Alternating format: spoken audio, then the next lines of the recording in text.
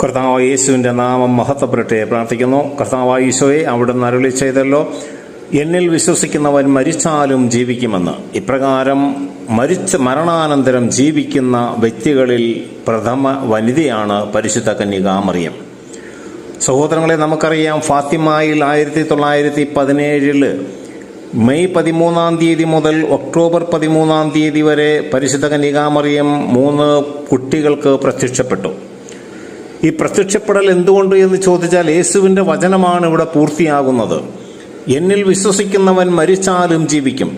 ലോകത്തുള്ള സകല പാപികളുടെയും മാനസാന്തരത്തിന് വേണ്ടി ജപമാല ചൊല്ലി പ്രാർത്ഥിക്കുവാനുള്ള സന്ദേശവും അനേകരുടെ മാനസാന്തരം മുൻകൂട്ടി പറയുകയും ചെയ്ത പരിശുദ്ധ കന്യകാമറിയം വ്യത്യസ്തമായ സ്ഥലങ്ങളിലാണ് പരിശുദ്ധ കന്യകാമറിയം പ്രത്യക്ഷപ്പെട്ടുകൊണ്ടിരിക്കുന്നത്. കേരളത്തിലും തമിഴ്നാട്ടിലും വിദേശ രാജ്യങ്ങളിലും അനേകം സ്ഥലങ്ങളിലാണ് പരിശുദ്ധ കന്യകാമറിയം പ്രത്യക്ഷപ്പെട്ട് വ്യത്യസ്തമായ സന്ദേശങ്ങൾ നൽകുന്നത്.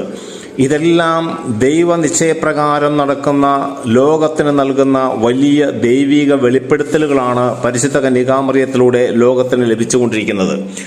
സഹോദര സഹോദരി, കർത്താവിൻ്റെ വാഗ്ദാനം അനുസരിച്ച് എന്നിൽ വിശ്വസിക്കുന്നവൻ മരിച്ചാലും ജീവിക്കുമെന്ന വചനമനുസരിച്ചുകൊണ്ട് നമുക്കും മരണാനന്തരം ദൈവത്തോടുകൂടെ വാഴുവാനുള്ള കൃപ ലഭിക്കുവാനായി നമുക്ക് എല്ലാവർക്കും പ്രാർത്ഥിക്കാം. എല്ലാവരെയും സമൃദ്ധമായി അനുഗ്രഹിക്കട്ടെ. പിതാവിൻ്റെയും പുത്രൻ്റെയും പരിശുദ്ധാത്മാവിൻ്റെയും നാമത്തിൽ ആമേൻ.